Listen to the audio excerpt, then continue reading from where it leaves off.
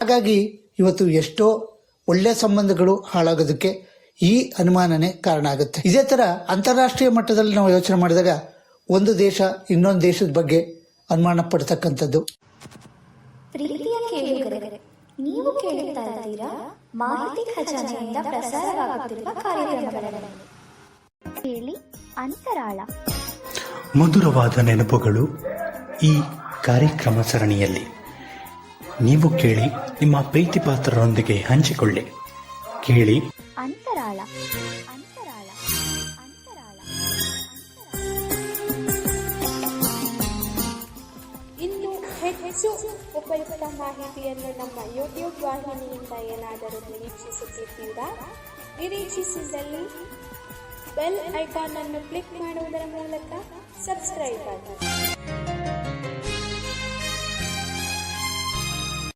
ನಮಸ್ತೆ ಮಾಹಿತಿ ಖಜಾನೆ ಯೂಟ್ಯೂಬ್ ಚಾನಲ್, ನಾನು ನಿಮ್ಮ ಗೆಳೆಯ ಗುರುಸ್ವಾಮಿ. ಸ್ನೇಹಿತರೆ, ಪ್ರತಿ ವಾರದಂತೆ ಈ ವಾರನೂ ಕೂಡ ಈ ಅಂತರಾಳ ಕಾರ್ಯಕ್ರಮದ ಅಂಗವಾಗಿ ತಮ್ಮ ಮುಂದೆ ಒಂದು ಹೊಸ ವಿಷಯವನ್ನ ಪ್ರಸ್ತಾಪ ಮಾಡಕ್ಕೆ ಅಂತ ಬಂದಿದ್ದೀನಿ. ಹಾಗಾದರೆ ಹೆಚ್ಚು ತಡ ಮಾಡದೆ ಇವತ್ತಿನ ಈ ಕಾರ್ಯಕ್ರಮವನ್ನ ಪ್ರಾರಂಭ ಮಾಡೋಣ.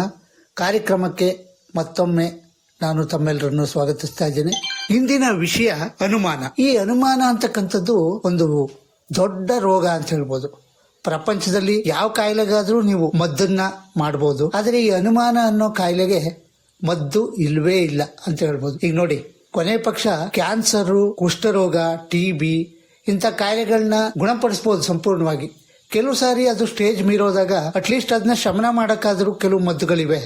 ಆದ್ರೆ ಅನುಮಾನ ಅನ್ನೋ ರೋಗಕ್ಕೆ ಮದ್ದೇ ಇಲ್ಲ. ಯಾಕೆ ಅಂತಂದ್ರೆ ಈ ಅನುಮಾನ ಅಂತಕ್ಕಂಥದ್ದು ಒಂದು ಪೀಡೆ, ಪಿಶಾಚಿ ಇದ್ದಾಗೆ ನಮ್ಮ ಮನಸ್ಸನ್ನ ಆವರಿಸ್ಕೊಂಡು ಮನಸ್ಸನ್ನ ಹಾಳು ಮಾಡೋದಲ್ಲದೆ ಇತರರ ನೆಮ್ಮದಿ, ಶಾಂತಿ ಎಲ್ಲವನ್ನು ಕಿತ್ಕೊಳ್ಳುವಂಥದ್ದು ಮಾಡುತ್ತೆ ಈ ಅನುಮಾನ. ಹೀಗಾಗಿ ಈ ಅನುಮಾನ ಅಂತಕ್ಕಂಥದ್ದು ಯಾರನ್ನೂ ಬಿಟ್ಟದ್ದಲ್ಲ. ತಂದೆ ತಾಯಿಗಳು ಮಕ್ಕಳ ಮೇಲೆ ಅನುಮಾನ ಪಡಬಹುದು, ಸ್ನೇಹಿತರ ಬಗ್ಗೆ ಅನುಮಾನ ಪಡಬಹುದು, ಪ್ರೇಮಿಗಳು ಪರಸ್ಪರ ಅನುಮಾನ ಪಡಬಹುದು. ಹಾಗೆ ಈ ಅನುಮಾನ ಅಂತಕ್ಕಂಥದ್ದು ಅಂತಾರಾಷ್ಟ್ರೀಯ ಮಟ್ಟದಲ್ಲೂ ಕೂಡ ಬಿಟ್ಟಿಲ್ಲ. ಒಂದ್ ದೇಶ ಇನ್ನೊಂದ್ ದೇಶದ ಬಗ್ಗೆ ಅನುಮಾನ ಪಡ್ತಕ್ಕಂಥದ್ದು, ಇವೆಲ್ಲ ನಾವು ನೋಡಿದಾಗ ಏನನ್ಸುತ್ತೆ ಅಂತಂದ್ರೆ ಈ ಅನುಮಾನ ಅನ್ನೋದು ಎಷ್ಟು ನಮ್ಮ ಮನಸ್ಸಿನ ಮೇಲೆ ಗಾಢ ಪ್ರಭಾವನ ಬೀರಿದೆ. ಹಾಗೇನೆ ಅನುಮಾನ ಪಡೋದು ತಪ್ಪಲ್ಲ ಅಂತ ಕೆಲವರು ಹೇಳ್ತಾರೆ.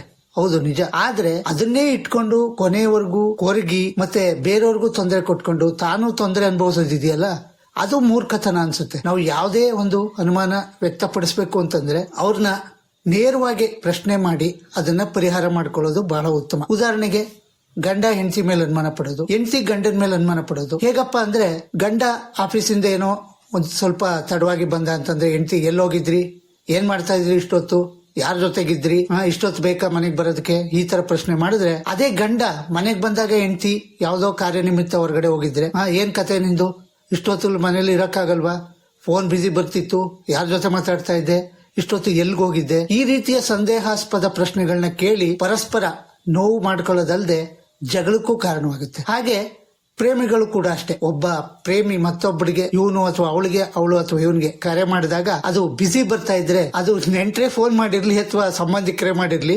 ಈತನಿಗೆ ಅನುಮಾನ ಅಥವಾ ಇವಳಿಗೆ ಅನುಮಾನ ಏನು ಅಂತಂದ್ರೆ, ಯಾರೋ ಇನ್ನೊಬ್ಬರ ಜೊತೆ ಮಾತಾಡ್ತಾ ಇದ್ದಾನೆ ಅಥವಾ ಯಾರೋ ಇನ್ನೊಬ್ಬರ ಜೊತೆ ಮಾತಾಡ್ತಾ ಇದ್ದಾಳೆ. ಈ ರೀತಿಯ ಅನುಮಾನಗಳು ಬಂದಾಗ ಇಷ್ಟೊತ್ತು ಬಿಸಿ ಬರ್ತಿತ್ತಲ್ಲ, ಏನ್ ಕಾರಣ, ಯಾಕೆ ಆತರ ಮಾತಾಡ್ಬೇಕು, ನನ್ ಫೋನ್ ರಿಸೀವ್ ಮಾಡಕ್ಕಾಗಲ್ವಾ, ಈ ರೀತಿ ಎಲ್ಲ ಪ್ರಶ್ನೆಗಳು ಉಟ್ಕೊಂಡ್ಬಿಡ್ತವೆ. ಹಿಂಗಾಗಿ ಏನಾಗುತ್ತೆ, ಇದು ಮನಸ್ಸನ್ನ ಶಮನ ಮಾಡೋದಕ್ಕಿಂತ ದೂರ ಮಾಡತಕ್ಕಂತ ಸಾಧ್ಯತೆಗಳೇ ಜಾಸ್ತಿ. ಹಾಗಾಗಿ ಆಯ್ತು, ಅವ್ರು ಹೇಳೋದನ್ನ ಸಮಾಧಾನವಾಗಿ ಕೇಳೋ ಅಂತ ಒಂದು ಪ್ರಜ್ಞೆ ನಮ್ಮಲ್ಲಿ ಇರ್ಬೇಕು. ಆಯ್ತು, ಅನುಮಾನ ಪಟ್ಟು ಪ್ರಶ್ನೆ ಕೇಳಿದ್ವಿ, ಅದಕ್ಕೆ ಉತ್ತರನೂ ತಗೊಳ್ಳೋದಿಲ್ಲ ಕೆಲವರು, ಅದಕ್ಕೆ ಇನ್ನೊಂದು ಉಪ ಪ್ರಶ್ನೆಗಳನ್ನು ಸೇರಿಸಿ ಕೇಳ್ಬಿಡ್ತಾರೆ. ಹಾಗಾಗಿ ಮನಸ್ಸುಗಳು ಹತ್ತಿರ ಆಗೋ ಬದಲು ದೂರ ಆಗ್ತವೆ. ಅದೇ ತರ ಸ್ನೇಹಿತರಲ್ಲೂ ಕೂಡ ಅಷ್ಟೇ. ಯಾರೋ ಇವರಿಬ್ಬರು ಸ್ನೇಹ ಸಹಿಸಕ್ಕಾಗದೆ ಮೂರನೇ ವ್ಯಕ್ತಿ ಒಬ್ಬ ಅನುಮಾನ ಹುಟ್ಟಾಕಿದ್ರೆ, ಆ ಅನುಮಾನ ಇಟ್ಕೊಂಡು ಅವನ ಮೇಲೆ ಕಣ್ಣಿಡೋದು, ಎಲ್ಲಿ ಹೋಗ್ತಾನೆ, ಎಲ್ಲಿ ಬರ್ತಾನೆ, ಮತ್ತೆ ಪದೇ ಅವನಿಗೆ ಕಾಲ್ ಮಾಡೋದು ಅಥವಾ ಮಿಸ್ ಕಾಲ್ ಮಾಡೋದು, ಈ ರೀತಿ ಸಂದೇಹಗಳು ಉಂಟಾದಾಗ ಆ ಸ್ನೇಹಕ್ಕೆ ಕೊಳ್ಳಿ ಪೆಟ್ಟು ಕೊಟ್ಟ ಹಾಗಾಗುತ್ತೆ.